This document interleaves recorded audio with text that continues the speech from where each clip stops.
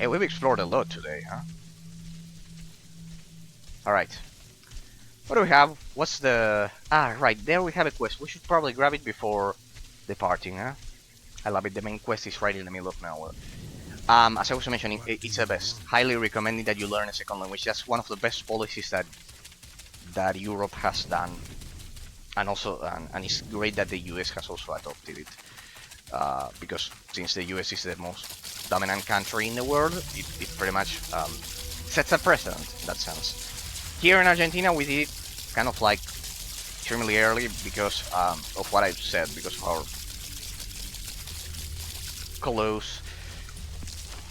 original close ties with the UK before World War II, and during World War II, after World War II, I suppose. So yes, even if now there's a cure to delay dementia and Alzheimer, the most effective way is learning another language. It activates, it forces you to kind of like use a different part of the brain, because as I've said, give me 10 rat pills, 5 knee branches. Sorry, I cannot do the lizard voice for a lot of time. Even I have a limit. More materials, would you like? Besides, it's a fetch quest. You can read it, people. If you're watching this as YouTube, you can pause and read it. It's fetching the swamps, blah blah blah, rat friend, leverage effect. It's just a fetch quest. Dry roads, pretty much. Well, I think we have everything we needed. We have picked all of the quests that we needed. For example, the other day I made a mistake. I was talking and I said lives instead of lives. But one mistake in 3 hours, for example. In my case, it's terrible. It's terrible because I teach English, so I punish myself. But well, no. It's amazing because of what I just mentioned, guys. It activates a totally different part of your brain that you would normally activate it with. What's this one? Mummy Priests. We'll begin with this one. Because it looks like it leads to a secluded area. I love secluded areas in this game. This game has a lot of sacred areas, of secret areas. Sorry.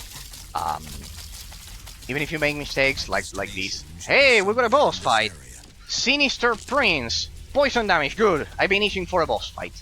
It's extremely beneficial for your brain, for your health.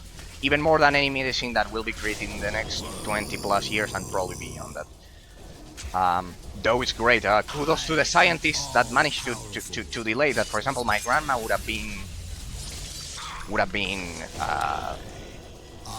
much better with it, probably than with the outdated medicines that we were using up until this year. Well, it's extremely expensive. It sounds like a prototype yet. It's still a prototype. Like, it's still not sold. But it will begin to be sold this year, and it will probably fix a lot of things. My grandpa would have thanked that one. Oh well. My grandma almost... she survived the pandemic.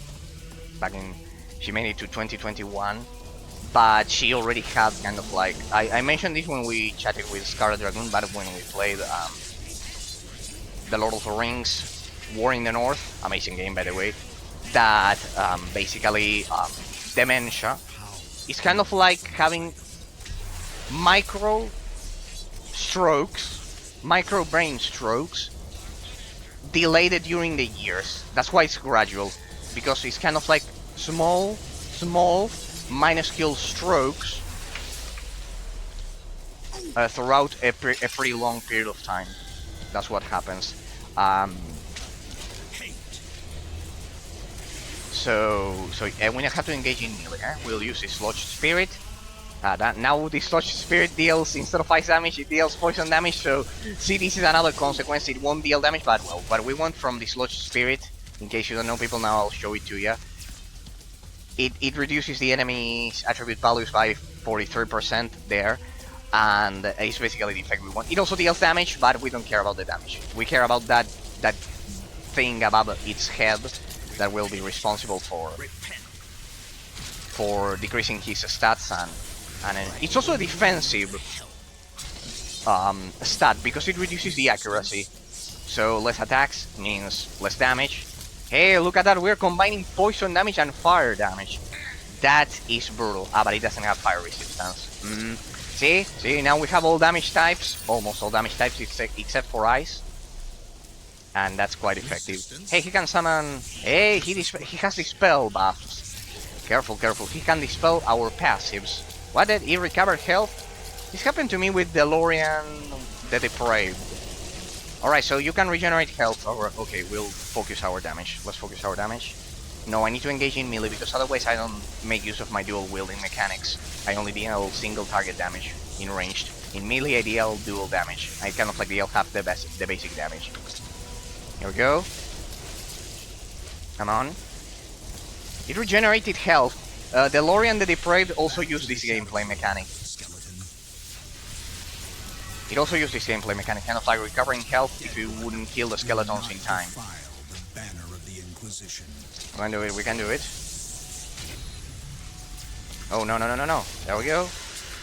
Magnificent. Pretty good stuff. Good stuff, people. Let me change to... this one deal... See how incredible the summons deal ice damage. See how the elemental types influence the gameplay mechanics so much. It's absolutely incredible. What do we have? Perita Bone stuff. It's two-handed. Damn it, it's two-handed. No. Dual wielding is always king. See, that's a trope in games that we've seen so many times. Kind of like you can demolish everything with dual wielding. It's always the best. It's absolutely incredible. So yeah, I'll stop talking about those. Well, in reality, it's kind of like actually miraculous that we have finally that in the US they have finally that human race as a whole has finally managed to not beat dementia and Alzheimer, but at least create an effective way of delaying. So in that sense, it's incredible. In that sense, it's absolutely incredible, and I can tell you with first-hand experience because, as I've said, my grandma suffered it. I would dispel my buffs constantly with that aura. Okay, I get it. Pretty good. So we were dealing less damage. That's why we couldn't kill it so fast, because it dispelled my reverse polarity buff, which which has a lot of chance to reflect ranged and melee attacks, and that's my kind of like my tertiary source of damage. No, secondary source of damage, because there are pretty much two: normal attacks and reflections in my case. Now, so yeah, it's incredible. We wrap up that because it's a depressing topic. Well, it's a miracle. It's good. So we wrap up that one. 234. We'll go with intelligence. Pretty much, remember, people, we have to evenly distribute our attribute points between 3 stats. You pick 3 and you distribute your stats among those. Pretty much. That's a trick that I learned from reading the forums, the Dark Matter forums, which are pretty much the official Community Sacred 2 forums. The game has a pretty high learning curve. That's a positive. See, that's another thing that a lot of people consider negative because of what I've said, because of the relativist influence on the mindset of reviewers. In a lot of cases, they consider difficulty something negative, which is terrible, because difficulty always means difficulty in a game. Higher difficulty is always positive. I'm mentioning this because the other day, Alana Pierce, the main writer or whatever of modern God of War games, she said that complaining about Elden Ring, for example, she mentioned that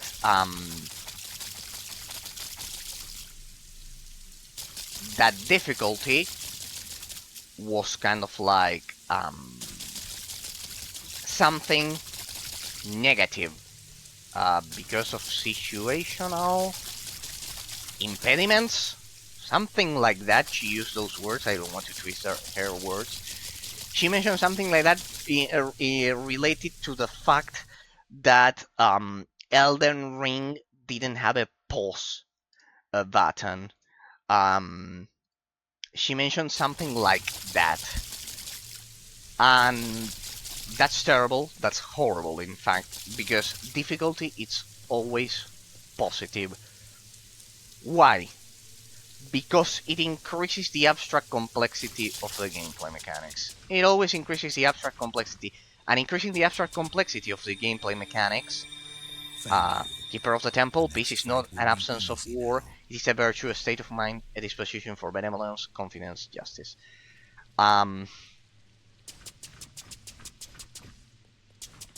It's incredible that someone could potentially say that. I think it's horrible because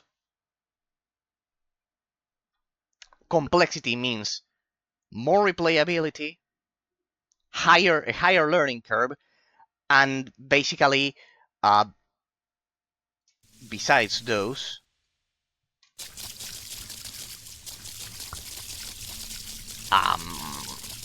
higher learning curve, higher replayability, and more abstract complexity. So it's always positive because of what I said. It adds a lot of elements that you wouldn't normally get with a simple game. So when Alana Pierce says that she would add a pause button to Elden Ring, she's distorting the original philosophy behind the gameplay mechanics, because you cannot pause in that game to keep you engaged with it, because otherwise you could stop, think, and since it's a slow game with slow combat gameplay mechanics, which I hate, by the way, I hate the combat gameplay mechanics. Any combat gameplay mechanics that use a stamina bar, I absolutely despise them, because I think the combat is way too slow, and I think that in the end it does lower the complexity. In that sense, I like hack and slash combat much more from Bayonetta or God of War, because I think the fast reaction times do add to the complexity of the gameplay mechanics. So when she says that she would remove the pause function from Elden Ring, that's horrible, people.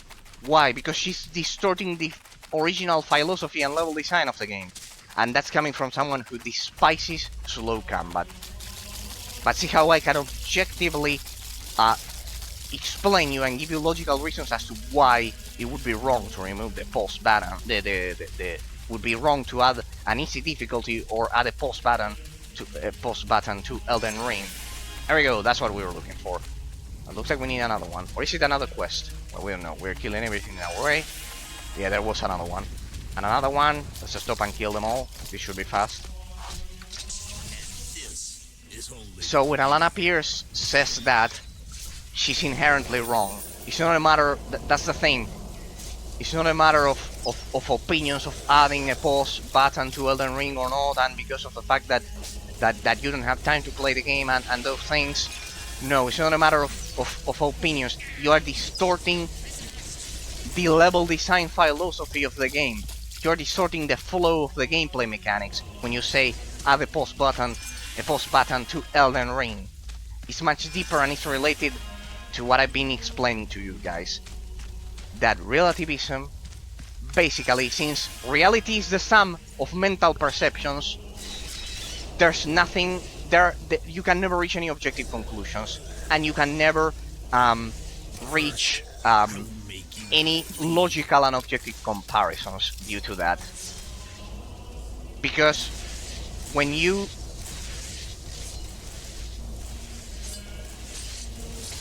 fall for the fallacy that two opinions have the same metaphysical value, that's a fallacy. But when you fall for that, basically, it's a closed system that only works by ignoring metaphysical reality.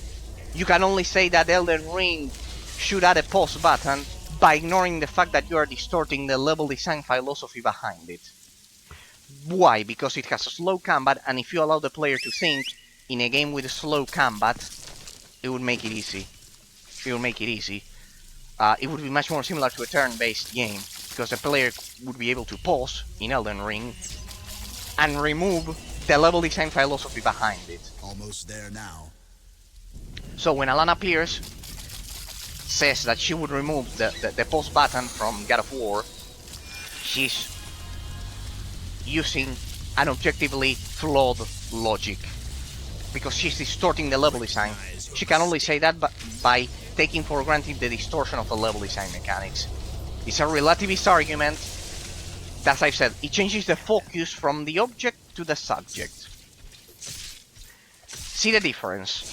I am no longer analyzing how optimal the gameplay mechanics in Elden Ring are, but I'm changing the focus to the subject. The subject doesn't have time to play the game. So, at the pause button, that's her argument. So, at the pause button, let's say casual players can play it without any kind of problem. And as I've said, I despise games with stamina bars. I won't be playing Elden Ring at all. But I can understand the logic behind Hidetaka Miyazaki's line of reasoning for not adding a pause button. It's a logical decision in order to preserve the flow of the gameplay mechanics. Now, compare that with the usual argument of, I don't know, the empty argument of, what would someone say like that? It's like, get good, scrub, or something like that. Compare the logical argument that I just gave you with that. That argument is shallow, and that's the trap of relativism. Generally, the person arguing against relativism, against, in this case, Alana Pierce's argument, no, it's a problem of people have no time to play, so add a pause button so the game is casualized. That's a subjective argument. See the difference between all of what I just explained and saying get good, scrub, or stupid things like that? That's why, when debating those things, it's important to know about this difference in metaphysical reality, people. And like that consequence that I just told you, in games, in a game like that, in Elden Ring, it's the same for all games. For example, coming back to Sacred 2, people. When I say that the average gameplay complexity of the game, I say that the average complexity of the game is higher, the gameplay complexity of the game, the abstract gameplay complexity of the game is higher than the average modern game. We still have to do dry roads. When we say that, it's an objective argument. Why? Because it's backed by a logical, objective reason or line of reasoning. Because of what I just told you, people. Because of what I just told you. Never, ever two opinions have the same metaphysical value. Even by a slight amount, by a stupid slight detail, there will always be one that's closer to metaphysical reality. There will always be one that's closer to metaphysical reality, even by a marginal percentage, by a slight detail, something stupid that no one pays attention to at all.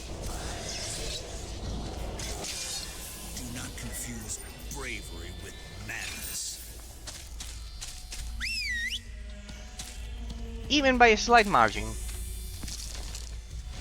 And when I tell you that, and when I do all of this explanation, I bet you can see the logic behind my reasoning.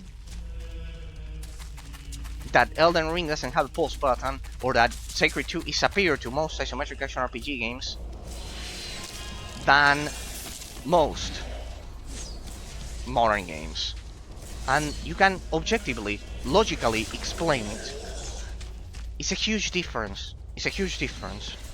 It's a huge difference, people. So I hope my examples and my crazy philosophical explanations were useful and great to you. I just hope that they are useful. I just hope to be useful. In terms of getting to the essence, to the true nature of the game. That's the thing.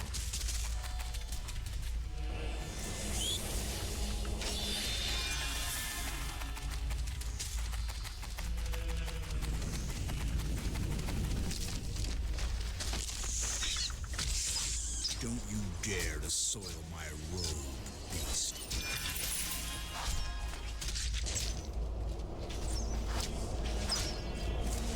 Oh yeah, pretty much.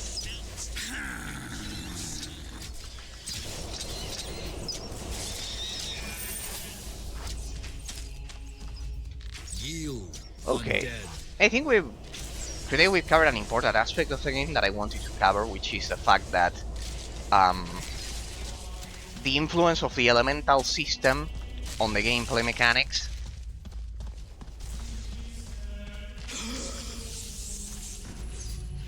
And the complexity of the abstract gameplay mechanics on it.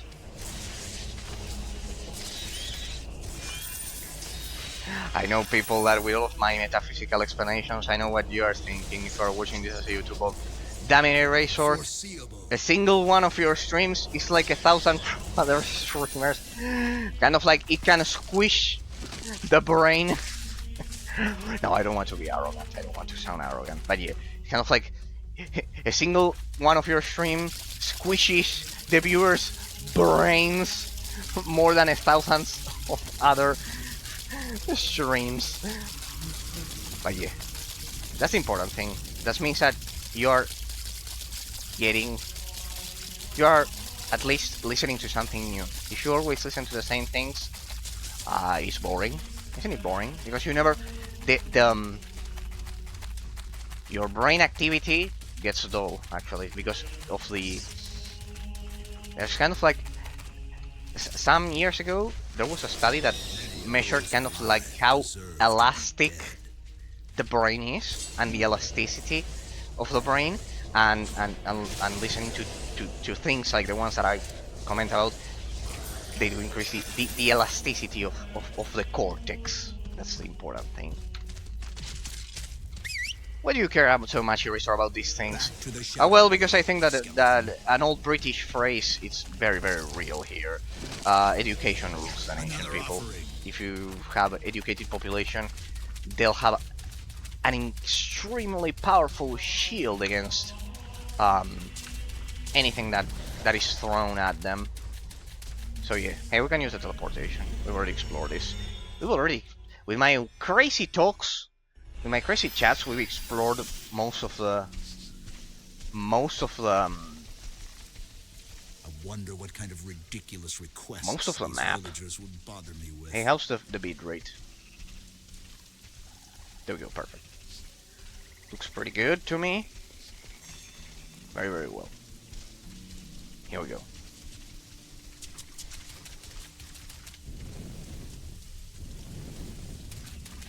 Alright, we have some enemy variety here. Tree Spirit. They are not called Ents. What a disappointment. What happened? I didn't teleport.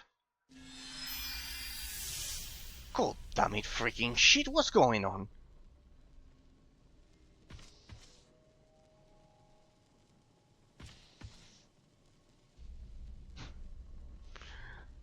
God damn it.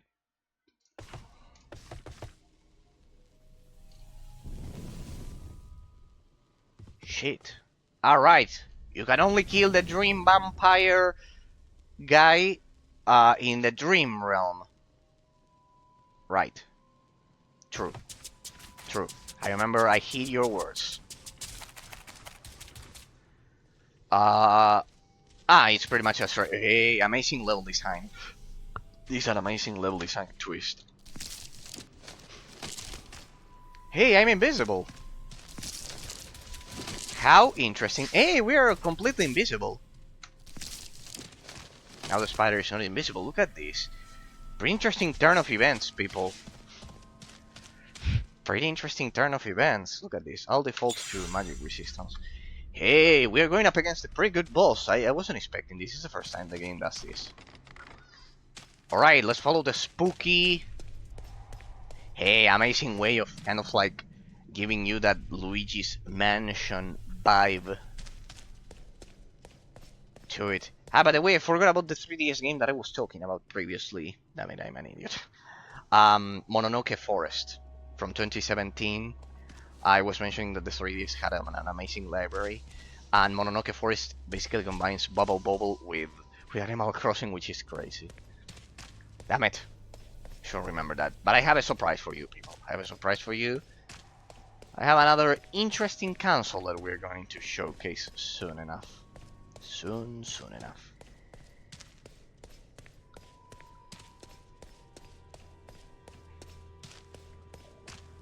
So yeah, good. Mononoke Forest on the 3DS. I have to get it. I still haven't tried it. Basically it mixes Bubble Bobble with Animal Crossing, so incredible. The 3DS had a lot of crazy games. Hey, this is an amazing twist of the level design mechanics, if you ask me. Like, this is the vampire and this is the dream world. Is this a world boss or something? Let's see. Dream vampire. So you found me, creature of the other world. You know that I won't surrender.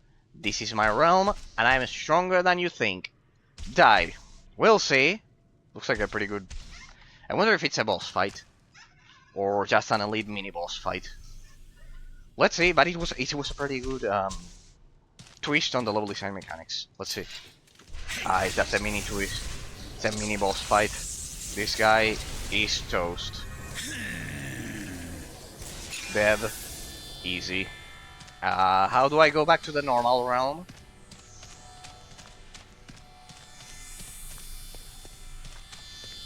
Crap. I know, just go over there and it's automatic. Pretty good twist, but I would have added a world boss there. That one was way too easy for my taste. Well, consider that we have kind of like the best build now. More than ever. Oh well. So you were triumphant. That's great news. I thank you. Now we can all sleep better at night. Hope you enjoyed my shitty imitation of a lizard man's. Hey, we got another lightsaber. We already have two. You can see here. This is a pretty good cameo. We got another lightsaber. Or not. Yeah, broadsword. Is it a two-handed one? Hey, it's a green one. Is it two-handed? No, single-handed. Look at this. We already have Revan's. We already have Revan's colors, and now we got Yoda's color. Pretty good. Pretty good. I keep them as souvenirs, people. Pretty good. Amazing. Yeah, you can play this as a Star Wars game if you have a melee class. I mean, the class system is quite flexible if you think about it. Okay, we have the Ents, 3 spirits. So we're done with that mission, right? We finished the Dream Vampire. Let's keep going with Dry Roads. Let's turn that one in and let's keep exploring. By now, I hope by the end of today's stream we'll have half of the swamp region explored. Pretty much.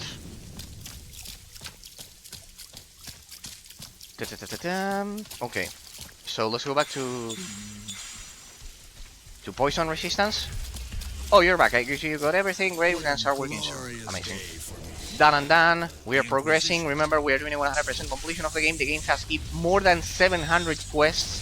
That's more than Borderlands. Borderlands has kind of like 200. So this game is more than 3 times. It has 3 times a more extensive level design than Borderlands. If you think about it, that's mind blowing. So yeah, pretty much. So going back to the analysis, people. As I was mentioning today, I wanted to focus on the endgame gameplay mechanics. We've already covered them, so I won't explain them once again. I've been explaining the interactions and the consequences of the endgame gameplay mechanics and the metaphysical aspect of analyzing it on the level design and its influence on the gameplay mechanics and everything. So, since we've already covered the topic for today, we've already covered the analysis topic of 2 hours for today, I want you to focus on another aspect. I want you to focus on another aspect that will continue in the next stream. We'll continue covering in the next stream. The genre classification. Yes, I want to go back to the genre classification because we covered this topic at the beginning of the series, but we didn't have as many elements as we have now. Right, back then we talked with when I was chatting with Scarlet Dragoon, when we were chatting about the level design of the gameplay mechanics.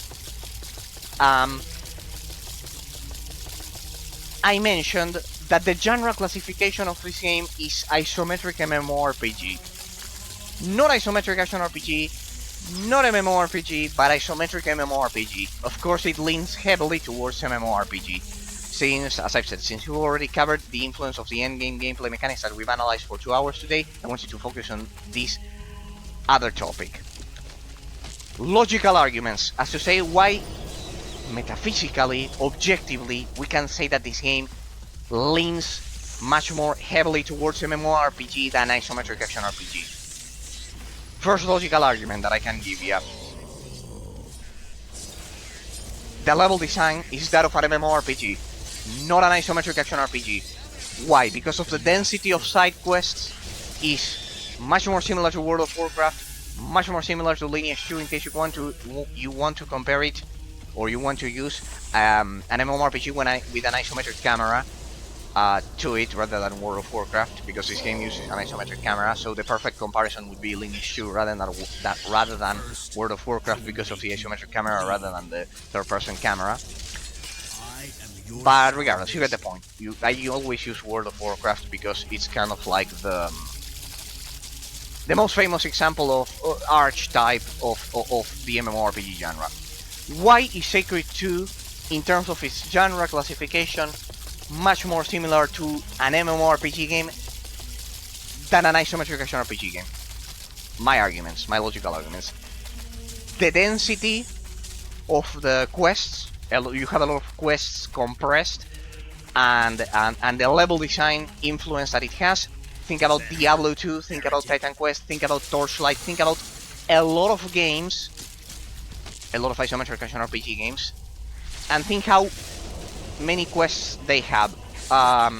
In Diablo 2 you don't have a lot of quests, you pretty much have six main quests and per chapter, and in the same you have 700 quests. See the huge difference. For example, second, the complexity of the terrain, also speaking about the level design. But today, since we've already covered that, just refreshing our memory here, I wanted to cover another aspect of the gameplay mechanics that makes this game lean much more towards the MMORPG genre than the isometric action RPG genre. That I discussed back then with another viewer of the channel, with the Scarlet Dragoon. I don't know if you remember, people, the cooldown times of the combat abilities, of the abilities of the game, basically. The cooldown times of this game are much more similar to an MMORPG, but there's a second aspect that we haven't covered. And this will relate the graphics department of the game, the graphics part of the analysis, with the gameplay mechanics. You must be thinking, Eraser, how can it be? How is that possible? Yes. The frame pixel animations and their impact on the gameplay mechanics. Eraser, what the fuck? What is that? Yes, people, if you've been paying attention, combat in this game is much slower than in a hack and slash game, in an isometric action RPG game, which basically always is based upon a more hack and slash philosophy and gameplay mechanics. Think about Diablo 3. Diablo 3 is the perfect example of the most hack and slash variation of the isometric action RPG genre. It's extremely fast, and flashy, and it's like a dance, pretty much. Think about Diablo 3, not Diablo 2 in this case, or Titan Quest. Don't think about the philosophy of the early 2000s. Think about the philosophy of the isometric action RPG game post Diablo 3. That all games are kind of like more hack and slashy than during the early 2000s because of the influence of Diablo 3. If you think about it, in Diablo 3 the combat is much more flashy and hack and slashy. In this game you have an element, a seemingly stupid element. I always say this because most reviewers, as I always say, don't pay attention to them. A seemingly stupid element called casting times. This game features casting times and longer cooldowns. See, my regeneration time here is 13.8. Now, Diablo 3 does have those long cooldowns, but only for kind of like the oh-shit abilities, kind of like the emergency abilities, the kind of like the passive, the huge passive buffs, like for example the barbarian when he summons all of the ghosts, spirits of the Volcathus, gladiators, and they follow you, the ghosts, and they're pretty much a huge. There's a huge difference in gameplay mechanics when you trigger one of those powerful, let's say, ultimate. That's the thing. Ultimate abilities. This game does feature some abilities which have longer cooldowns, but on average, your main gameplay loop does not involve abilities with without casting times and without cooldowns or kind of like instant cooldowns. What do I want to get to? The pixels, the frame pixels, so pretty much the pixels on screen that you see are much also lower. It's something extremely subtle, but when you add a casting time, when you add a cooldown time, when you add all of those things, there's, of course, I know this sounds evident, but it's not, there's also what we call the pushback, the alacrity. You can measure this with some third-party programs in World of Warcraft, for example. When you do kind of like, I had to showcase that, because it's an aspect that is not taken into account in modern reviews. The lag, there's a millisecond lag between you pressing the button, even if you are not playing online. There's a millisecond lag between you pressing a button, the casting of the ability, and the animation that actually performs, and the delivery of the damage when the animation connects. For example, when I drop the fireballs. In Diablo 3, it's almost instant. I don't know if you've noticed. The animation and the damage are instant. See how something extremely subtle and seemingly subtle and stupid can have a huge impact. In Diablo 3, the animations deal almost instant damage. In this game, it's not the case. I have to cast the fireball, and only when it connects, the enemy dies. If on top of that we add the invisible, there's always invisible millisecond lag between you performing your attack and the damage, it makes for a much more natural flow, because you've already pressed your mouse button or your keyboard button. I bet you haven't thought about it, and a lot of people don't think about it when reviewing games. It's much more similar to World of Warcraft in terms of the genre classification. In World of Warcraft, it's the same as in this game. You activate your ability, you cast your spell, the spell travels, and then the damage is done. Only after that, and adding the millisecond delay of casting with the millisecond delay of traveling. In Diablo 3, this doesn't happen. In a lot of modern isometric action RPGs, this doesn't happen. In hack and slash games, usually this doesn't happen because the animation is so fast that you don't realize. And that's okay, because they are meant to be flashy and fast and have a lot of amazing fast combat mechanics. But in terms of the genre classification of this game, that aspect plays a big role that I wanted to address today, because we haven't addressed it some 15 days ago when we looked at the genre classification. I only focus on the level design, that the game has the level design of an MMORPG, the quest structure of having 700 side quests is much more similar to an MMORPG than to an isometric action RPG. Think about Diablo 2, think about Diablo 3. Diablo 3 doesn't have a lot of side quests. Diablo 2 neither as well. Titan Quest does have some more, but it's nowhere near this amount. So yeah, it follows the quest structure and the level design structure of an MMORPG. But the cooldowns and the frame animations and the casting times are also those of an MMORPG. with an isometric camera. That's why I say isometric MMORPG. If I had to make a comparison, the most similar system would be Lineage 2. Why? Because Lineage 2 has the quest structure of an MMORPG. It is an MMORPG, just like World of Warcraft, but it has the isometric camera. There are some more isometric MMORPGs, but it's certainly a technique, a trend that has been kind of like obscure nowadays. It's been uncommon to stumble upon isometric MMORPG games. Why? Because the hack and slash genre pretty much absorbed the online component of them.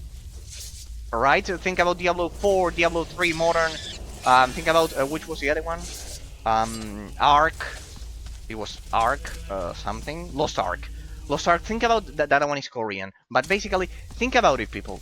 Think about it. Think how, the hack and slash genre, the isometric MMORPG genre, with its hack and slash mechanics, has absorbed the role of the isometric MMORPG variation of the MMORPG genre.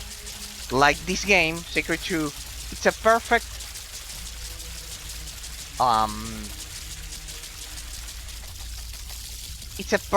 representation. It's the epitome of having an isometric camera, of the subgenre of isometric MMORPG, which is basically an MMORPG in which the camera is isometric, as you can see, in terms of the genre classification. But yes, this is something subtle. Another one of the arguments why I would say that this game is isometric MMORPG.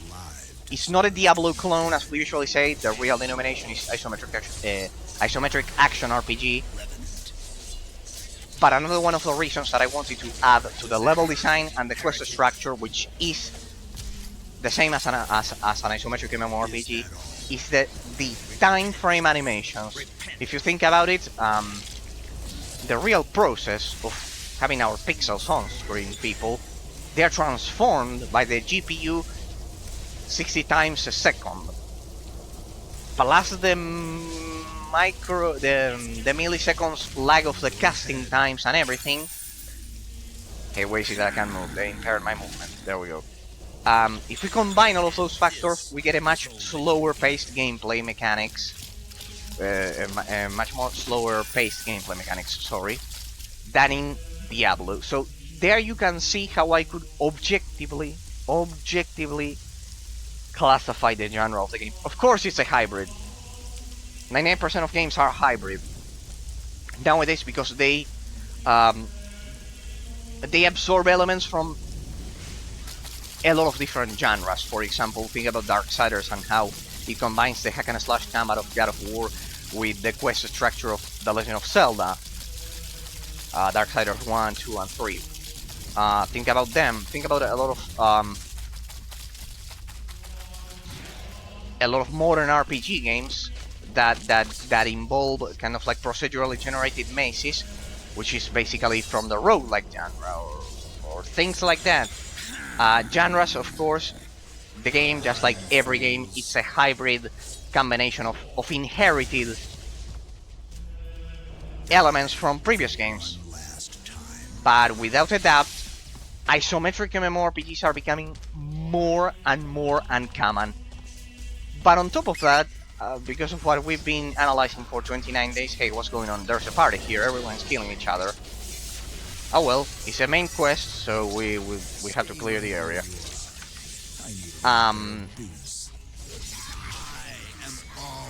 Even after taking into account the fact that isometric MMORPGs are uncommon nowadays, we also get, we shouldn't forget the fact that this game has a lot of unique mechanics that we've been analyzing for 28 days.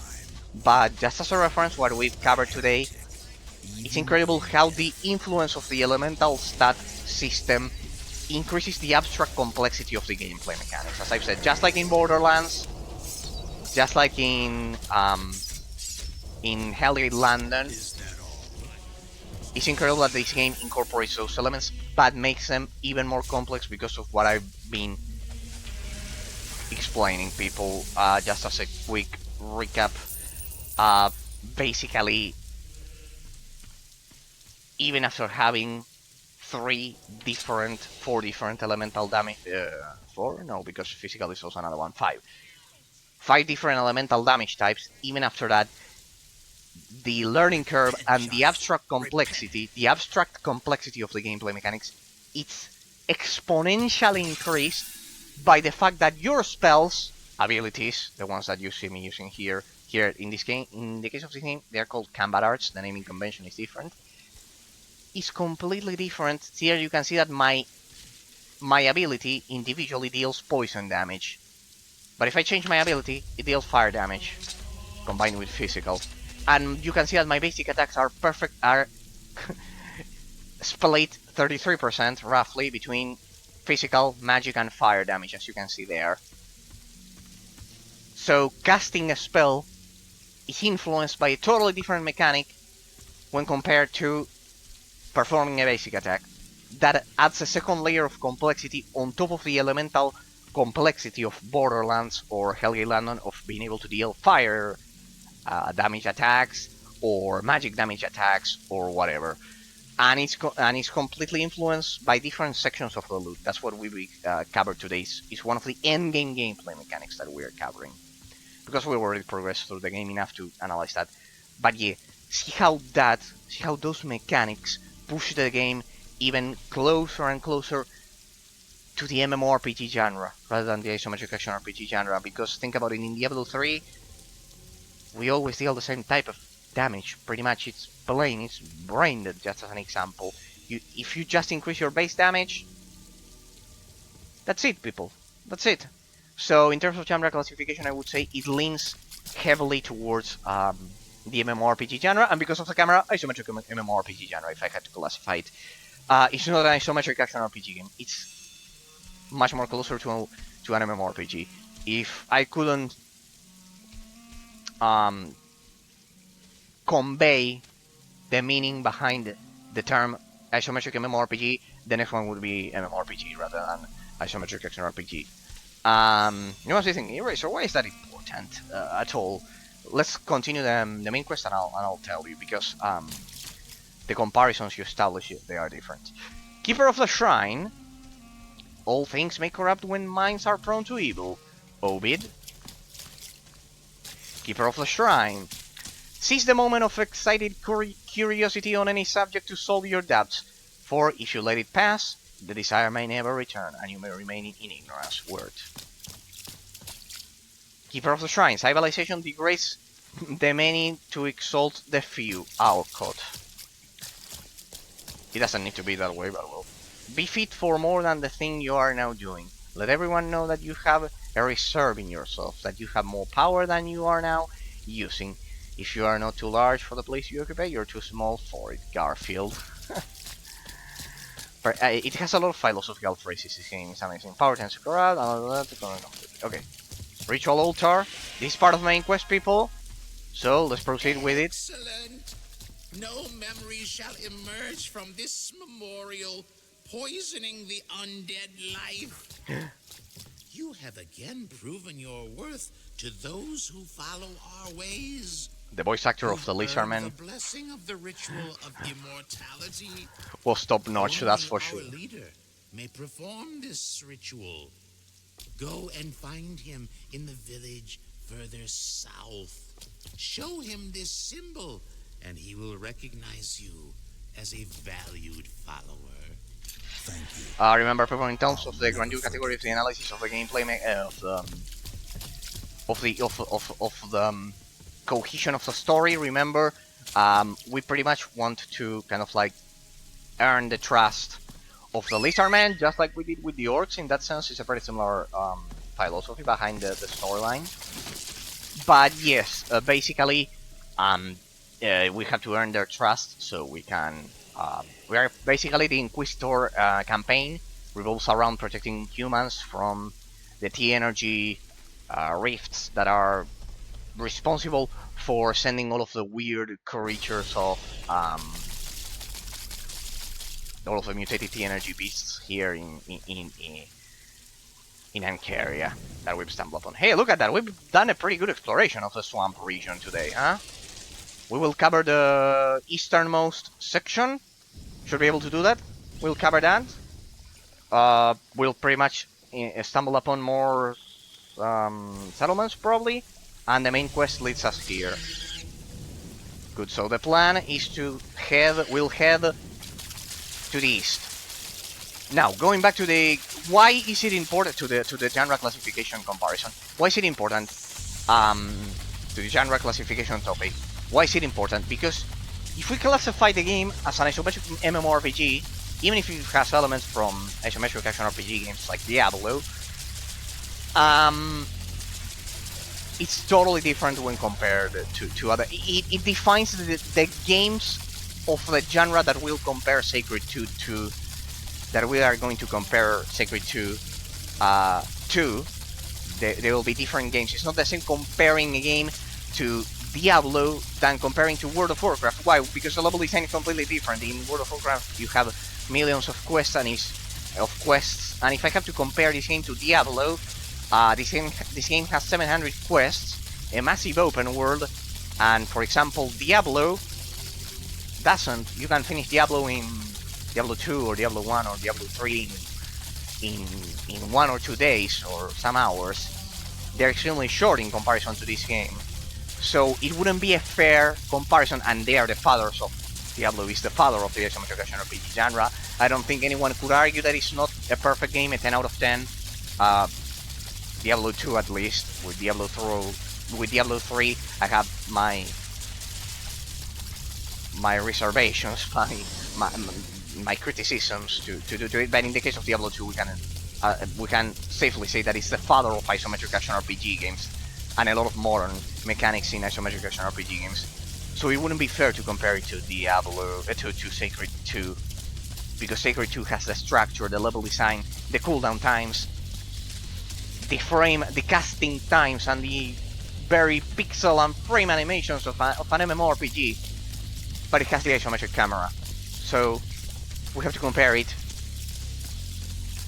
to Lineage 2. Now, I will use World of Warcraft because it's much more popular, and it's the most popular MMORPG, so it's kind of like the genre-defining epitome that we can use, pretty much. Is the most blatant example of the MMORPG genre, so we'll use World of Warcraft, people. So, when comparing this game to World of Warcraft, you'll find a pretty similar level design structure. You'll find an extremely similar level design structure. From the quests, from the fact that the NPCs are not voiced except for the main quest that you just saw. From the fact that it's more about the journey rather than anything else. Like in Diablo, you have several difficulties that you replay constantly. In World of Warcraft, you cannot kind of like get to hell difficulty or things like that.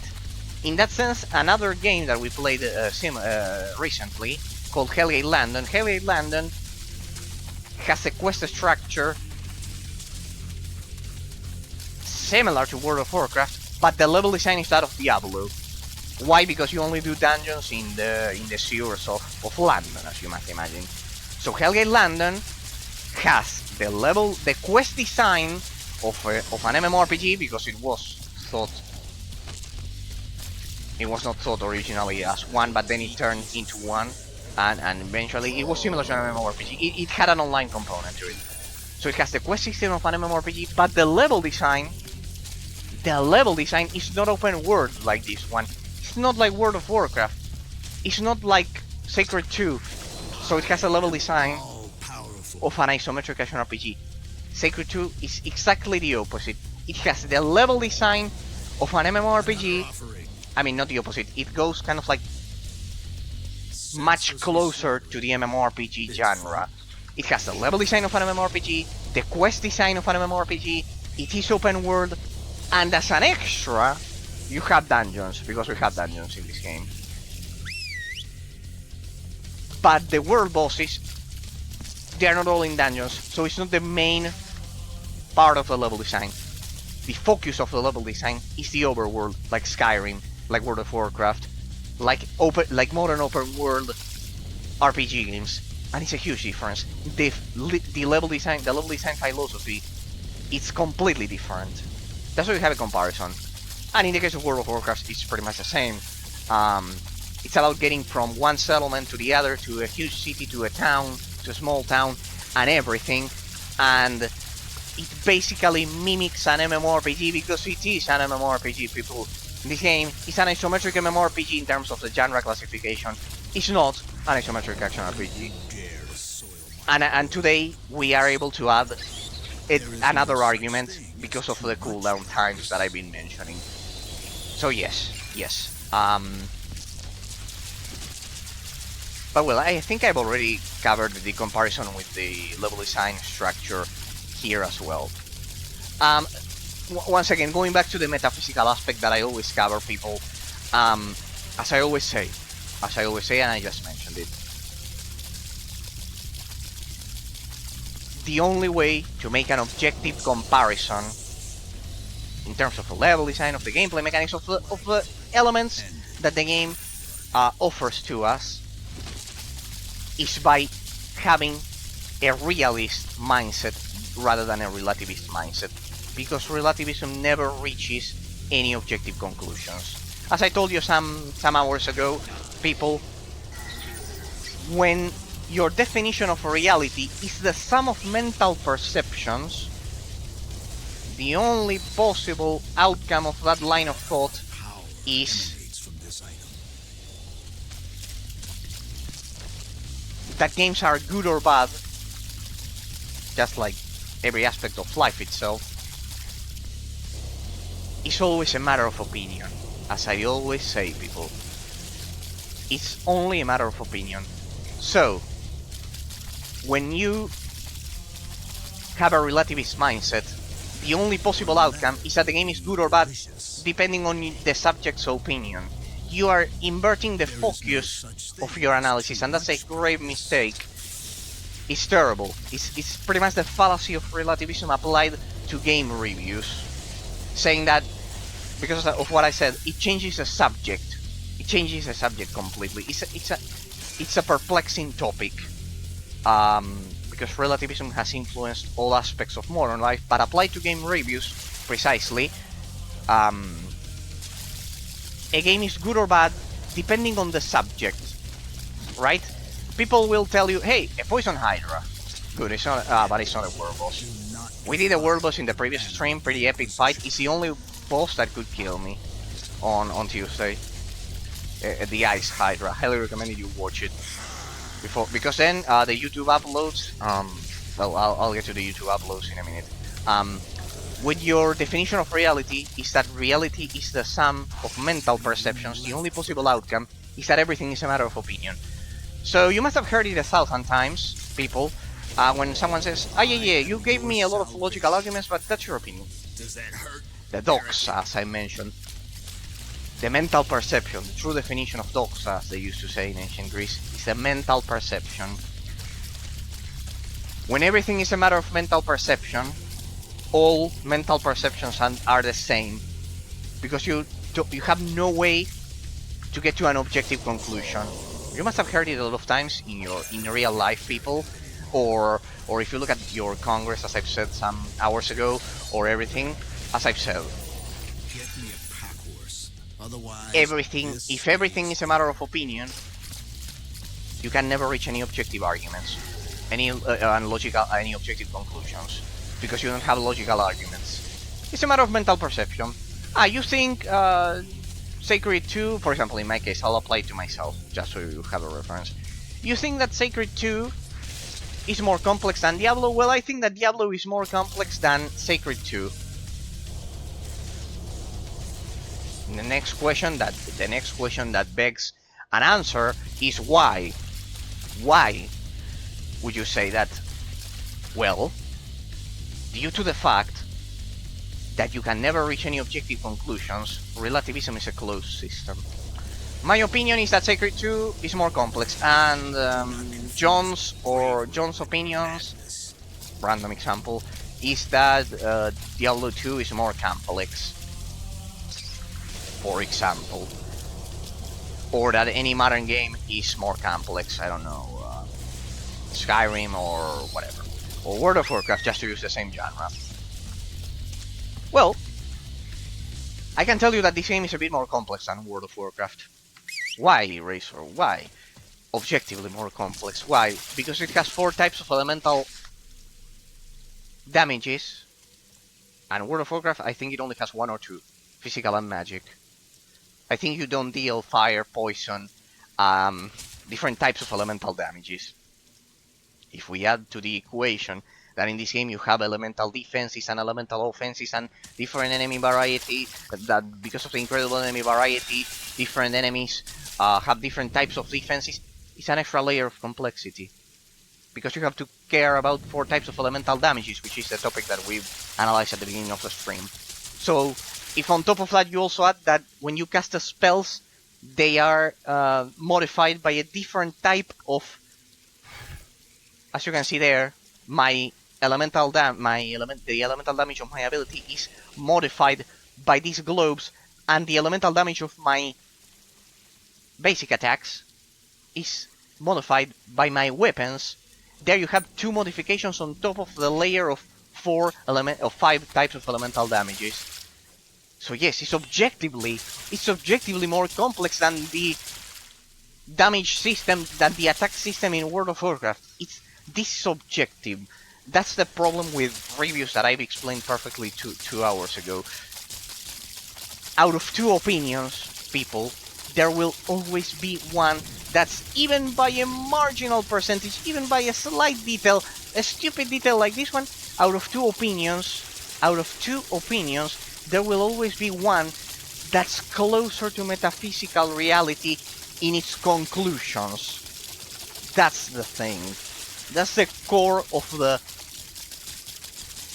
path in terms of debunking the fallacy of relativism. Applied to game reviews in this case, of course. I cannot say that World of Warcraft, even if I love the game there, you can see that I have the Lich King there, and I play World of Warcraft alone, and I have my own offline server for me alone. I enjoy playing World of Warcraft alone, so imagine how much I love that game. Even if I love that game, and it has a lot of other positive aspects, objectively, the combat system, it's much simpler than in Sacred 2. This is an objective conclusion, and there's nothing wrong with reaching it. The problem with relativism, it must have happened to you 1,000 times, people, as I've said, that you don't need to get into an argument at all, just a debate or an intellectual discussion. There's no need for arguments at all to reach these conclusions. You are debating with someone, and when the person is cornered, they'll tell you, "Ah, yeah, but that's your opinion, and I have mine." That is it's called. This was studied for 2,000 years, people, from Greece to now. That is called the fallacy of relativism. It was created essentially by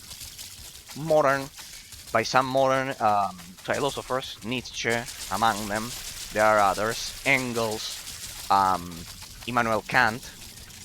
Modern philosophers have created the fallacy of relativism. The problem is that if you cannot argue what I just said, that out of 2 opinions, there will always be one that's closer to metaphysical reality, even by a slight detail, then you get into the system that all opinions are worth the same, that they have the same intrinsic metaphysical value. And you must be and a lot of people go even further beyond, for example, saying that this is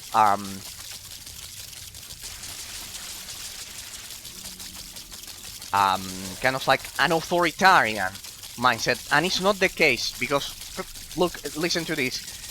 For democracy, which is the best system, definitely, I would argue that monarchy is a bit better, as I've said somehow 1 hour ago, because it has kind of like it has an added layer of security. I think that the monarchy system of the UK, in that sense, has that slight edge. But well, let's not get into stupid details. For democracy, think about your Congress or your Parliament. Think about it, of your own country. As I mentioned at the beginning of the stream, but it's worth mentioning it again with the gameplay mechanics here. Think about your own Congress or Parliament of your own country. It'll be the same whichever it is. For that, relativism does work, because the bills, the laws, are created out of the perception of the majority of the congressmen. For democracy works, but that doesn't mean that metaphysically that it is metaphysically correct. Something can work, relativism can work as a way of organizing society, but it doesn't work as a way of explaining metaphysical reality. And this is not authoritarian or in fact, what I'm telling you, metaphysical realism is the polar opposite of a dictatorship. In fact, dictatorships are much closer to the relativist, combined with the socialist mindset of Nietzsche, Engels, and Immanuel Kant. Generally, they are intrinsically related, kind of like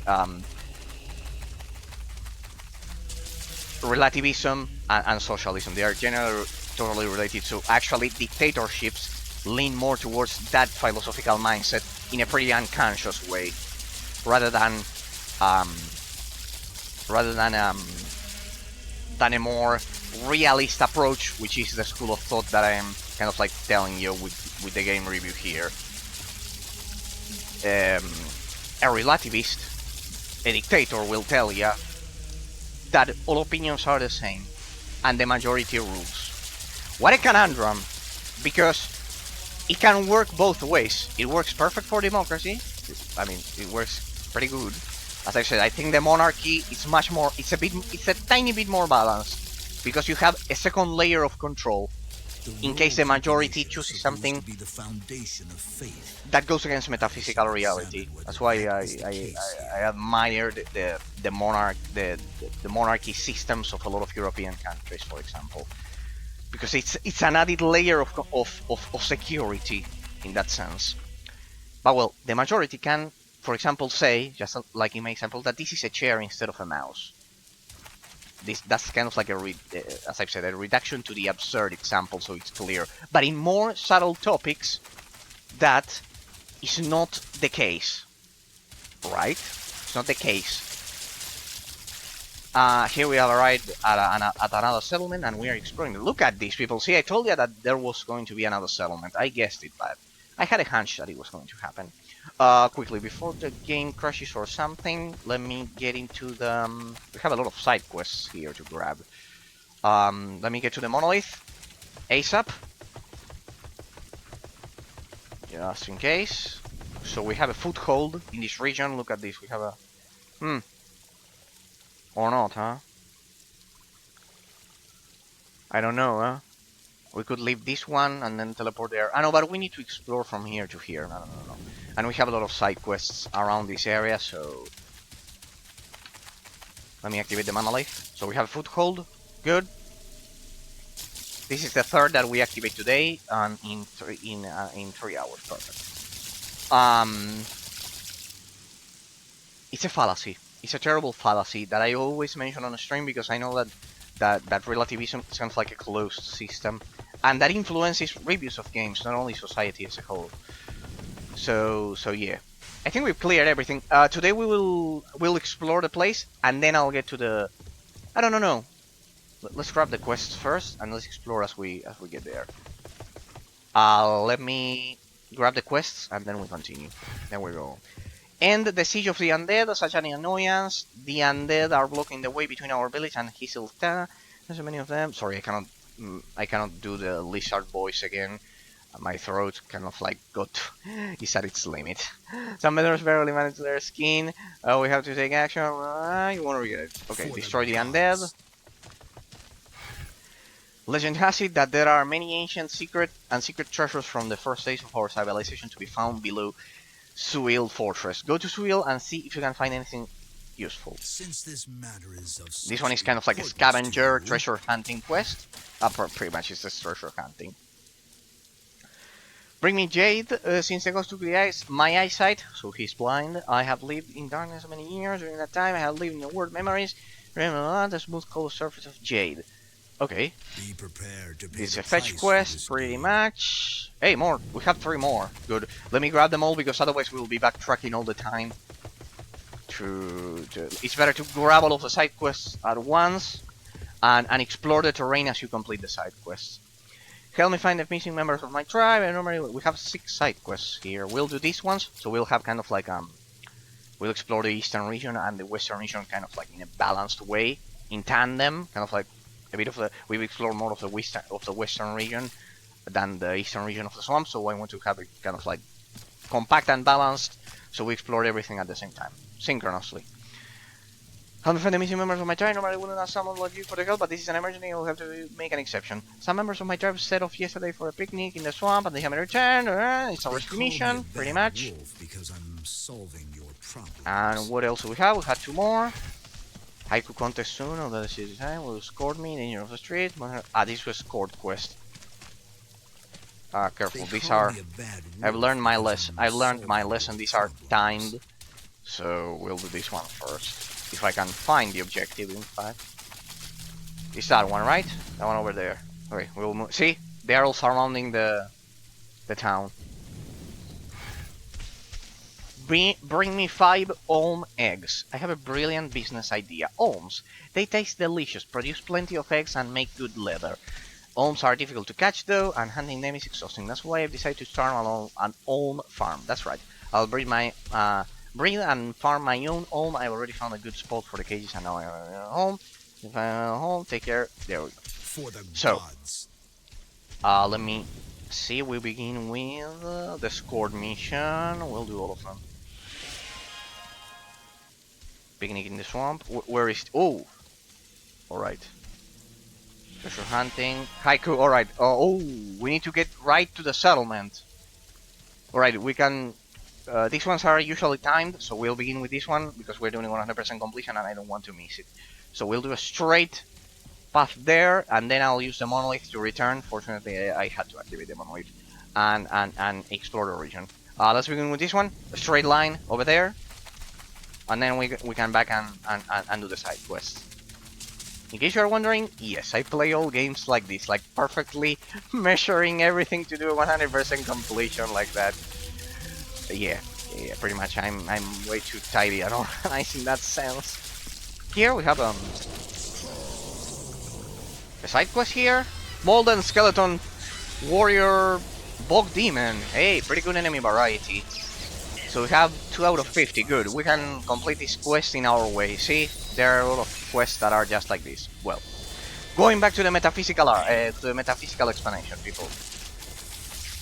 It's objective to say that a game is better than other, and there's nothing wrong with it because, as I've said, following the philosophy, if we follow the philosophically realistic philosophy, that out of 2 opinions there will always be one that is, at least by a marginal percentage, slightly, in a small detail, closer to metaphysical reality out of 2 opinions. The second you realize that, you see that it's impossible to say that out of two opinions they both have equal value. It's impossible that 2 mental perceptions. See, I told ya. Quest failed. It got killed. It got killed. It got killed. It got killed. But I have a trick. I have a trick. Like that. See, this happened to me some time ago. It happened to me some time ago. In which I didn't know that the escorts could get killed. So yeah. Like that, it will save the my inventory and everything, but the state of the quests of the side quests is kind of like not handled in it's not persistent memory of the game. It's kind of like part of the offline section of it. I'm doing this only because I want to get a 100% completion of the game, people. Besides, the game mostly crashes every once in a while, so better to do it like this. I don't get it. It crashed at 40 minutes. Today it crashed at 40 minutes of gameplay. But then it hasn't crashed for more than 3 hours and 10 minutes. Well, minus 14, it would we're getting close to 3 hours. So it's weird. The memory leak of this game is The weirdest type seen in a while. Hey, look at that. Now we can see in a while since I've admired. How cool we look. Alright, let's get back. Let's try to see if we can see. I told you that the scored quests in this game is here. We can see the influence of the level design on the gameplay mechanics. See how easy it is to complete a fetch quest that involves kill 10 enemies. Kill 10 enemies, that's it. But this quest we just failed it because the influence of the level design, because we had to score that guy, added an extra layer of challenge and complexity. Why level design and the influence of the level design on the gameplay mechanics is always important. So I was mentioning, going back to the philosophical aspect of did I fail the quest here in this timeline? No, see, here we have the 3 quests. Good people, good. See, I learned my lesson. It happened to me while escorting a rat 2 streams ago. After traveling through the whole map, the rat got killed. You're fucked. The rat got killed. I won't even take other quests. Let's just do this one. They are scored quests in this game. They are the only delicate aspect of it. Right, what to do. Alright. Let's ignore the rats. Let's get straight to it so that doesn't happen again. Come on, don't block my way. There we go. As I was mentioning, it's a fallacy. It's called the fallacy of relativism, people. When someone tells you precisely in the middle of a debate or a discussion, it doesn't need to be an argument or something violent at all. When they tell you, when they are cornered because they have no more logical arguments, they tell you, but that's your opinion. It must have happened to you constantly. And I have my opinion and that's it. The only way you can relativism works is by ignoring metaphysical reality and not reaching any objective conclusions. That's your opinion and this is mine, that's it. And we never reach the conclusion that, for example, the gameplay mechanics of Sacred 2 have a higher degree of complexity because of what I've been explaining than, I don't know, World of Warcraft, just to use the same example. I'm getting killed here. And our escort is also, our escortee is also getting killed. I don't think we're gonna make it, but we'll see. Let me call back my doppelganger. I didn't mean to do that. Dispel my doppelganger, so the escort, so they attack me instead of him. That's probably also the case. We're almost there. Yeah, that's the thing, that they follow the doppelganger and they kill him. That's the thing. When I'm escorting people, I should take into account that they attack the doppelganger. Hey, another settlement. Looks like we'll have to. The next stream will also be around this settlement. Did I unlock a portal there? That would be sweet. That would save us some. It's kind of like a bit like cheating, but well, I don't want him to die. It's a delicate quest. Here we go. This one? No, it's not this one. Damn it. Let me finish it. Come on. Where's the... Do I need to reach an area or something like that? Yeah, we need to reach the center. The competition. Yeah, finally. We did it, people. Oh shit, but I activated the monolith. God, I mean, shit. Shit. I activated the monolith. Damn. Damn it. I shouldn't have done that. My bad. Let's use the portal. Let's use the portal. It shouldn't take me that much to go back to the village and continue with the other quests. I want to do them in order. I want to do them in order, if you don't mind, because we're doing 100% completion, and if you skip settlements, it's extremely easy to miss some of them. So let's. I can explore this route. Now we'll have plenty of time to do that. Let's go back there and activate the monolith. There we go. As I was mentioning, people, the only way we can assign the same metaphysical value to two opinions is through relativism and ignoring metaphysical reality. We can never reach the conclusion that Sacred 2 has a more complex elemental system than World of Warcraft, for example. And no, it's not a matter of opinions, it's objective, because of everything that we've analyzed in these 28 days. And like that with all of the elements of the game. So it's a fallacy when your definition of reality is merely the sum of mental perceptions. Like in a relativist mindset, as we do when we have a relativist mindset, you never reach those objective conclusions that we can reach in the analysis. We won't read them again because we already read these ones. We're in gold. Let me save so we don't have to do the sport mission again. Very, very important. There we go. I think I saved while activating the monolith though. So yes, it works for democracy. Relativism works for democracy, for a congress, for a parliament to work, because the majority decides. But in terms of analyzing metaphysical reality, relativism is intrinsically flawed, because it never reaches any objective conclusions, people. Reality is independent from our mental perceptions.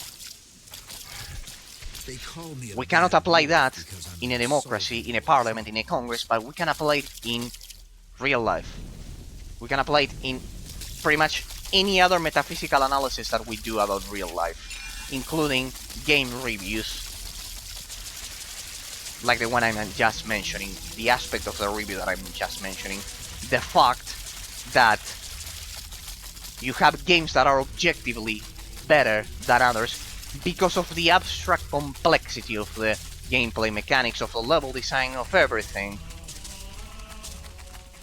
Sacred 2's combat system is objectively more complex than World of Warcraft, because you have to worry about 4 types of elemental damages.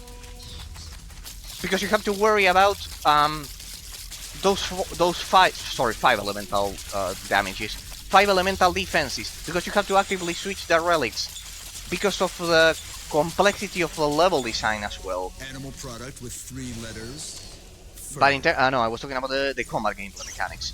In terms of the combat gameplay mechanics, the complexity is even higher, because as I've said, abilities, the elemental damage type of abilities is ruled by a different set of principles than the basic attacks that we perform. As I've told ya, my main weapon here, my main weapons, because I'm dual wielding, they define my basic attack. But as you can see there, my ability has poison damage, deals poison damage because of this. There you can see damage converted to poison because of those globes. So there we have a second layer of complexity. An incredible collection of layers of complexity that is simply not present in World of Warcraft, that is simply not present in Diablo, that is simply not present in a lot of modern games. So yes, on average, objectively, Sacred 2 has a much more complex combat system than other games. And thus it's better because complexity, abstract complexity, increases, as I've said, replayability.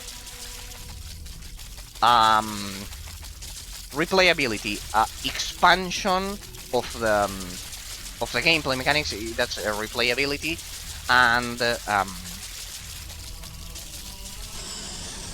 and increases the learning curve of the game. Games with a low learning curve usually have basic gameplay mechanics that are not abstract, that are not complex. That's the huge difference. And in World of Warcraft, the mechanics are like that. Now, I'm not saying that you can dominate World of Warcraft immediately. It does have a learning curve, a high learning curve, but because of totally different reasons. This word that people use so much nowadays, accessibility. World of Warcraft may be more accessible, it's easier to learn at the beginning, but then, the classic phrase from game development, easy to learn, difficult to master. In the case of Sacred 2, it's not easy to learn, and it's exponentially incredibly difficult to master. So yes, I remember that in my first playthrough of, you have them over at YouTube, the whole playthrough. The thing is that they are extremely kind of like old. I mean, they're from several months ago, because I am gradually updating them to YouTube. So they are kind of like, they're from at least more than a month before, in the past. So I don't explore the endgame gameplay mechanics like we are doing right now.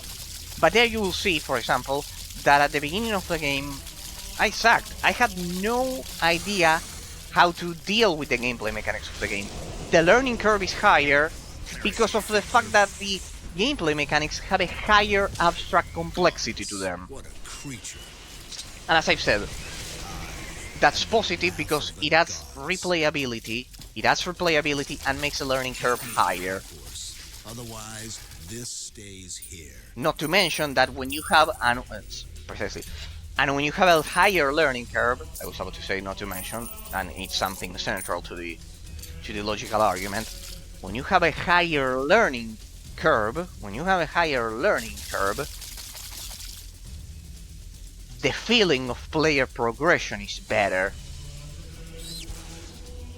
Think about Borderlands, think about lengthy games, and you will see that when you spend a lot of time gradually improving your character stats and everything, you'll see how much there's a reason why open world RPG games that are extremely long are the ones that are regarded as the best modern games nowadays. In case you haven't noticed, yes, in most prize ceremonies and everything, generally open world RPGs have that edge, but most people cannot logically, objectively explain why that happens. It's because psychologically, long games create a much deeper sense of player progression with the player. It's not the same spending one afternoon with a game, which can be perfect and amazing. For example, Vanquish. Vanquish is an amazing third-person shooter from the 7th generation. And the game is perfect, but it's incredibly short. It doesn't have replayability. So the game is amazing, but most people don't remember those games. Why? Because psychologically, the feeling, the sense of player progression is diminished in short games. The thing is that most people cannot objectively explain why open world games have that advantage. They cannot get to this conclusion. Why? Because of relativism, because it's a matter of, no, you will like this game, you like Titan Quest if you like Diablo, you like, you like, any MMORPG if you like World of Warcraft. These are all relativist arguments. They put the focus on the subject rather than the object of the analysis, and see how I'm telling you the polar opposite, precisely the opposite, the polar opposite, of that line of reasoning. I'm telling you, longer games have a better sense of player progression objectively, because logically the player spends more time. That progression is slower at the end of the day. And see that there's an objective logical argument behind it. Behind why a lot of open world games are deemed as the best nowadays. Because of that. I honestly don't think that is the case. Separating that objective description from my mental perception, I don't think it's the case, because there are games that aren't that don't have an open world and do have amazing gameplay mechanics. But I do agree on the fact that the mental that the player will always have a much more a better mental perception of player progression in longer games. That's pretty much objective, because it's not the same spending an afternoon only mean to help. even if it was the best game of your life, Only mean to help. that the sense of progression that an open world RPG game Energy, not or open world driving game or something that lasts a lot of time will give you, because of how our brains work. See, it's a logical and objective explanation. It's not a matter of mental perception, people. See the huge difference between saying this and saying, ah, you like MMORPGs because you like World of Warcraft. That's the consequence of the logical argument. And they get mixed up.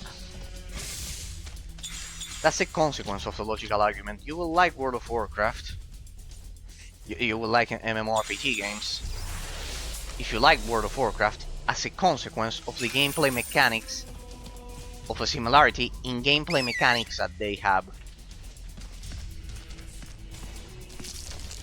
That's objective. That's not a matter of, well, of the subject. See how it's flipped? See how I inverted the focus of the analysis?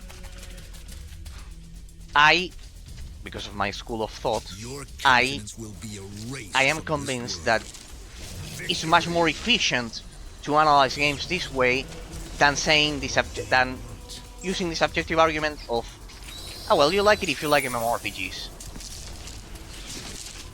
It's a huge difference because you are appropriately, alright, we'll do this. Poor Souls, looks like we have that one there. We'll complete the side quests around this settlement, and then pretty much we'll leave the southern region of the swamp for Tuesday. We'll leave it for Tuesday. But yeah, basically I wanted to get to analyze today. I wanted to analyze the endgame gameplay mechanics and the impacts and the impact it has on the overall combat system of the game, with the elemental types of damage and the fact that your spells are modified by a different line of reasoning, by a different line of by a different set of the loot system of the game when compared to your basic attacks.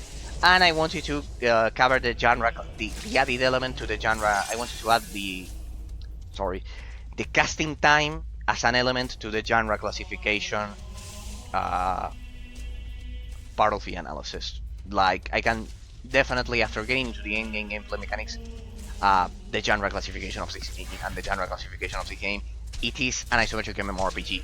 It leans heavily towards MMORPG rather than isometric MMORPG. All my brothers dead, it's so sad. All my brothers died. Or dead, well, he stumbled upon them. It's so sad I can live with my family, they now live.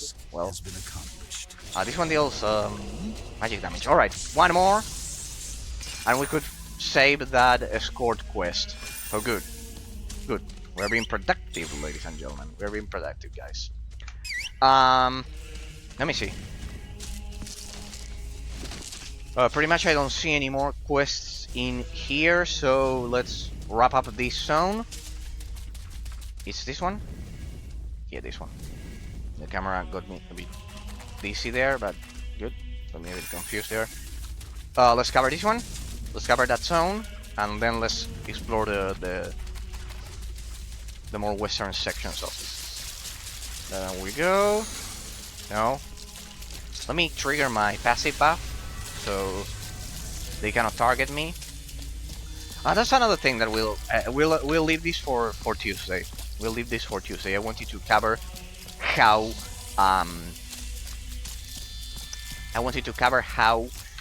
the in that abstract complexity of the endgame gameplay mechanics that we've been talking about, how some stats are hybrid, which is something uncommon in isometric action RPG games and MMORPG games, in RPG games in general. I wanted to cover how uncommon it is that, for example, the check my inventory one more time. How, for example, I look like a pack mule to you. Give me a second. How some hybrid stats of how some stats of the game play a hybrid role and how uncommon that is, because in this game, An aura of power emanates from this item. basically, let me read this. Sell this because we're running out of food. For example, the Foreseeable.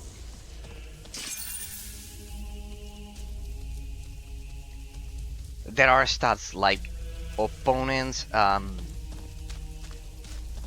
chance to hit, for example. Give me a second. There are some stats in this game that play a hybrid role, and that's uncommon. For example, if you think about it, people, if you think about it, Justifies all means. allowing the player to reduce the regeneration time of the... I know it will be a bit twisted, but allowing the player to reduce the regeneration time of his abilities, something that is uncommon in modern RPG games. In this game we can lower the regeneration time of our abilities through, remember, through concentration and the gruesome and the focus variance of the skill tree. We can lower the overall regeneration time. That's a hybrid stat, something that usually modern RPGs don't allow the player to manipulate, to play with. They usually have fixed cooldown times, and that's it. That's another crowning achievement of this game, another brilliant idea. We are pretty much done here. We'll use this line pretty much to explore the place. Let's see if we have to turn in those quests, and we'll explore to the west. And that's pretty much the last thing we do today. The fact that you can manipulate your regeneration time affects both your offensive abilities and your defensive your offensive stats and your defensive stats through your abilities. Why? Because you have offensive and defensive abilities. Regeneration time affects defense and offense, right? It can lower your attacks like Ruthless Mutilation like this, but it can also lower the cooldown of my passive buffs, like this one. Well, it's an active buff that gives you passive bonuses, but it also affects the Silos Doppelganger and Reverse Polarity, which are fully passive buffs. It affects all of them. Just like, for example, the regeneration time affects all of them. Or, for example, getting a bit more complex, my poison damage affected my Doppelganger. My Doppelganger now deals poison damage, because it's an ability, it's a casted ability technically. So now my Doppelganger deals poison damage, and that multiplies my damage incredibly. But going back to regeneration times, I can affect defensive and offensive abilities.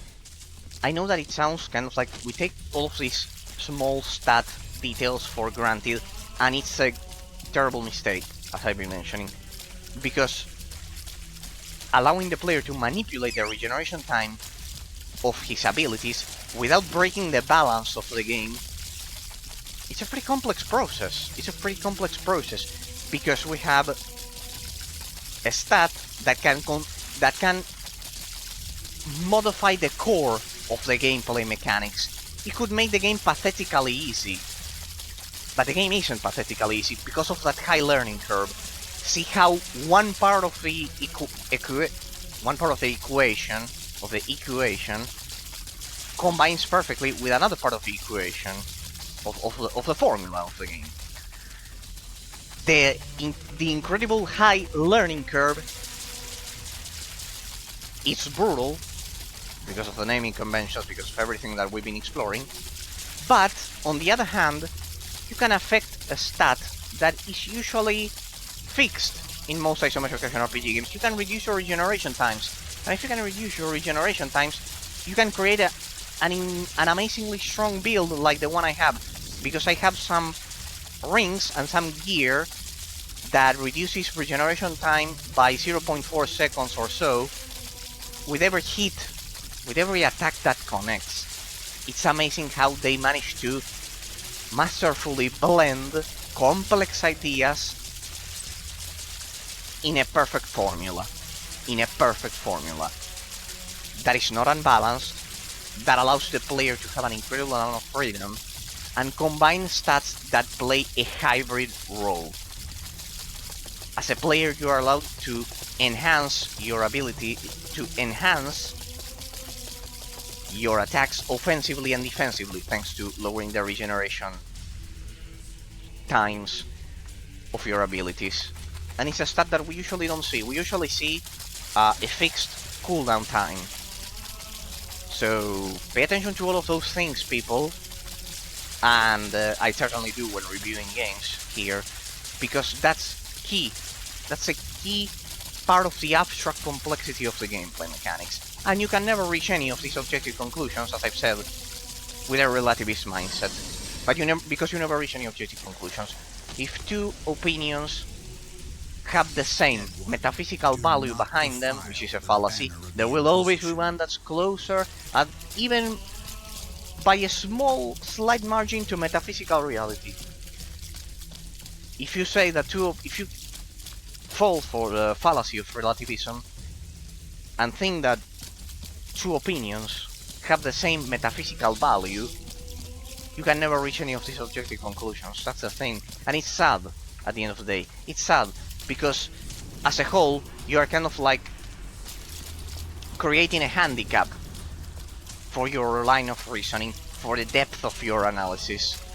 Imagine if during my analysis, instead of saying all of the crazy things that I say, I would say, I like the game because I like the genre. Like, you must see how stupid it sounds compared to what I've been constantly analyzing for 28 days. I don't know, I leave that to your judgment, people, if it sounds so stupid or not. It's not stupid. There are no stupid mental perceptions. There are no stupid opinions. There are opinions that are close or far away from metaphysical reality. That's why they sound, when we are talking, we don't think about it and we just think, but that's a stupid we think, or that's utter bullshit, or a natural reaction like that. But if we go a bit further, if we analyze a bit further the real reason why something sounds stupid, why an opinion, a mental perception sounds stupid, it's not as stupid by itself. It's because we compare it to metaphysical reality in an unconscious way that we cannot explain it. When I say this game is superior to this other game, objectively, because of this, and this, because of the complexity of the gameplay mechanics is higher, which will cause the learning curve to be higher, and thus enhancing replayability, and thus enhancing everything that I've been explaining. I'm giving you logical reasons as to why saying I like this game because I played Diablo sounds stupid. I'm giving you logical reasons why that sounds stupid.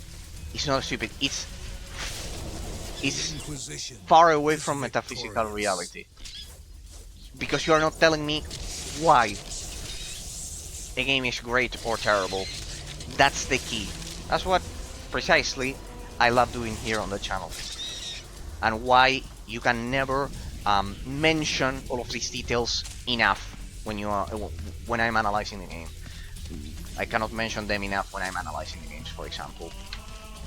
So well, today we covered the general classification after covering the endgame gameplay mechanics and the influence of the stat system on the gameplay mechanics. We learned that spells are ruled and modified by totally different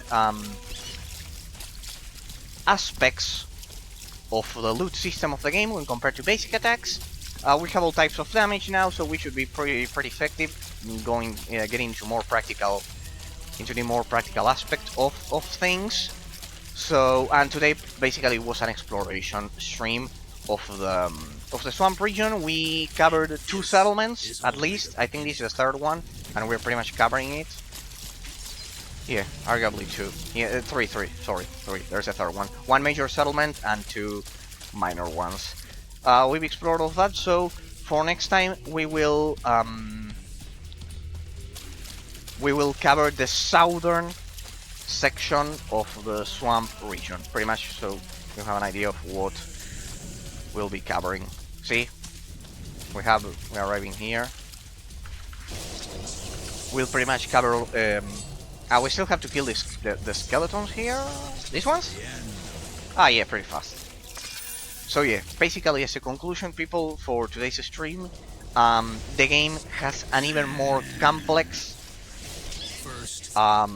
layer of mechanics on top of the initial layer that we've been analyzing up until the mid-game gameplay mechanics. We can do that now that we've looted a second staff that modifies our damage and our elemental damage types. So I'm glad that we could do it. Last time on Tuesday I was exhausted, so we couldn't get to analyze this aspect of the gameplay mechanics I pretty much focused on the expansion, and it had a lot of Christmas references, so it was more of analyzing the level design of the Christmas theme and the expansion, and I don't know if it was the expansion, the Ice and Blood expansion or not. Then we have to investigate that. But yeah, pretty much. Last time we didn't analyze that, and thanks that we could loot. We did a boss rush on Tuesday, so I think that one will last for 7 days, right? Twitch is 7 days. Then on YouTube it will be uploaded in 2 months or so. So if you're interested in the boss rush, people, that we did on Tuesday, you have that. It was the only boss that could kill me in 10 days, so I highly recommend you check it out. The Ice Hydra, but then we killed like 6 bosses in a row, 6 world bosses in a row, so it was amazing. That's why I titled it a boss rush fight. And what's this? Where are we going? Wait. No, sorry. So here we have a lot of quests, huh? We have to turn in a lot of quests. We'll have to do a lot of quests. I want to. Alright, I want to. Well, we can. Let me cover this area so we have it kind of like symmetrical. Sorry. Yeah, I've told you several times, people. Should we activate the monolith? No, because we have a lot of quests here, and here we have a portal. No, there's no point. We'll leave it here for next time. We'll leave it ready. We have the monolith here and here, so we have a much more efficient covering of the terrain. So we have, and that's pretty much it, huh? We covered. Then we have to backtrack for some quests there, turn in those, but pretty much covered half of the terrain. We'll cover this. So I want to see. I always tell you, people, I'm kind of like the exact opposite of attention deficit syndromes. I'm kind of like obsessive compulsive. I need to have it symmetrical. I'm sorry. I need to have it symmetrical. I need to have it symmetrical before leaving it for next week.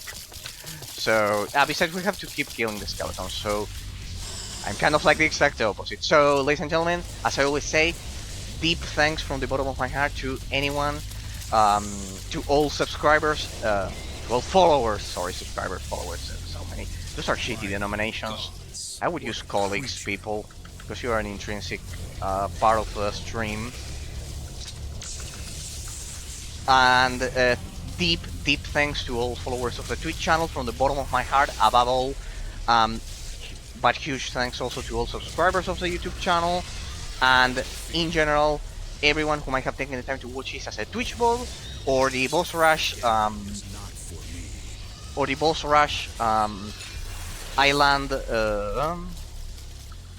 Careful, I don't want it to kill me. Wait. It would be quite tragic if they would kill me at the end of the stream.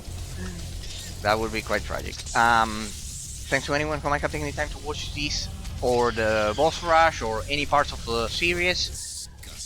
As a Twitch ball or a YouTube ball, then in the future you won't be watching this in a long time, because there's a month of delay between me uploading them and when they get public on YouTube, because it's way too much, and I have kind of like organized it like that, because otherwise it was a mess. Because otherwise they were too long, so I had to split them. So if you are watching this as a YouTube bot, you are watching it probably 2 months in the future, but deep thanks from the bottom of my heart. And in general, anyone who might have taken the time to watch my reviews, my in-depth metaphysical analysis, and all of the in-depth parts of the games that we dissect here on the channel, and my reviews. deeply appreciate from the bottom of my heart, as I always say. Special deep thanks, of course, to all followers who are also Discord members as well. From the bottom of my heart, you guys always encourage me to continue showcasing all of these forgotten gems that certainly deserve more praise back in the day. It's a tragedy if we think about it. This game is a tragedy because of the incredible details that it has. So it's an absolute tragedy that it didn't get the spotlight that it deserved. And well, the world is massive, and it's absolutely amazing. It's a tragedy, as we were discussing with Scarlet Dragoon some streams ago. This game, it's an absolute tragedy. Hey, here, there we have a dungeon. We'll leave it for next time. So yeah, pretty much. Deep thanks from the bottom of my heart, people. I really appreciate it. Okay, and we'll continue with what I just mentioned next time. We'll continue with analyzing. Besides completing the southern region of the swamp, we'll continue analyzing the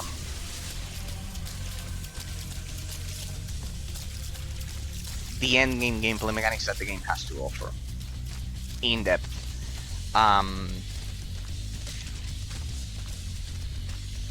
What's going on here? Let's go.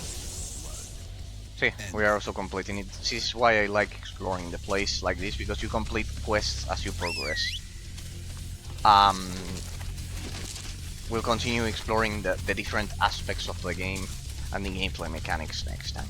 Alright, so hope you all have a great, amazing weekend, and we'll see each other on Tuesday, ladies and gentlemen. Guys, we'll see each other on Tuesday. And we'll continue with the analysis of Sacred 2. We still have a long way to go. Then I'll look at the map one more time, because we still have the desert region. We still have the Great Britain region, as I call it, because it's an exact copy. We still have several aspects to analyze in terms of the level design and what the? Let me get rid of them. In terms of the influence of the level design and everything that we've been mentioning as well. So yeah, pretty much. Today I wanted to focus on the endgame gameplay mechanics and the influence they have. The fact that they were dissociated, the basic attacks and the elemental type damage of the basic attacks and the spells that you cast. Pretty much. And once again, as I've said, reassuring our philosophically realist approach to game reviews as a whole. Pretty much. Amazing. See how perfectly. And we'll go back here. We'll start there. Perfectly evenly explored. There we go. Evenly explored. Yeah, I couldn't leave that zone unexplored. Okay, I think that's the main good side quest. Ah, look at that. Look at that. It's the main good side quest. Remember that since we are doing a modded walkthrough, we can cover both the evil and the good side quests at the same time, which is highly beneficial. So pretty good. We'll explore all of that next time. Guys, it's been my pleasure sharing this Thursday of Sacred 2 with all of you. Deep thanks once again to... it wasn't an elf, sorry, it was Ike from Fire Emblem, maybe. Sorry, it was Ike. Damn it, it was Ike. Deep thanks, Ike 9000, from the bottom of my heart, for being the 29th follower of the channel. Here, I'll repeat the alert. Deep thanks from the bottom of my heart for being the 29th follower of the channel. Hopefully my crazy metaphysical analysis of today wasn't way too dense, in the sense, not in the sense of stupidity, but in the sense that it condensed a lot of elements. But well, if you want a part of a section of the gameplay mechanics that doesn't have the metaphysical analysis, on Tuesday I pretty much focused on analyzing, on doing the boss rush and exploring the place. So I didn't analyze the gameplay mechanics in such a metaphysical way. It was kind of like lighter in that sense. It's a balance. It's a balance. Sometimes we analyze them in depth, and sometimes we basically I basically focus on just exploring the terrain. So, guys, it's been my pleasure. Once again, sorry, Ike, that I said if you're watching this as a YouTube bot or something. Sorry that I say elk because the L, the lower uh, I and the L, they are pretty similar, and I basically use a TV as my secondary screen, so it's far away and I can barely read it. It was Ike, like from Fire Emblem, Deep thanks from the bottom of my heart. Guys, it's been my pleasure. See you all on Tuesday. Have a great weekend. And see you all on Tuesday. We'll explore the southern section of the swamp. And that's pretty much it. Today, I think we covered everything. We'll focus on, as I've said, on the gameplay, on the other aspects of the endgame gameplay mechanics, and the rest, the level design and everything. Ladies and gentlemen, it's been my pleasure. Hope you have a great weekend. See you all on Tuesday.